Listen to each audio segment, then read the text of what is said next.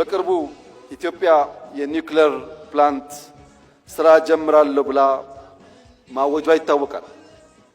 አንዳንዶች ከኢነርጂ ጋር ብቻ አገናኝተው አይተውታል። በኒውክሌር ቴክኖሎጂ ላይ ኢትዮጵያ መስራት ስትጀምር የሕክምና ሳይንስ ያድጋል፣ ፕሪሲሽን ፋርሚንግ ያድጋል፣ የውሃ አጠቃቀም ያድጋል። አሁን የምናወጣቸው ተማሪዎች የሚመራመሩበት፣ የሚሰሩበት፣ የሚያድጉበት፣ የሚወዳደሩበት አቅም ይገነባሉ። ኢነርጂ ብቻ አይደለም። ራሽያ የዛሬ 80 ዓመት ያሳካችውን የኒውክሌር ኢነርጂ ኢትዮጵያ ዛሬ መከወን ፈልጋለሁ ስትል የሚጠራጠር ኢትዮጵያዊ እውን አለ ብሎ መውሰድ ይቻላል?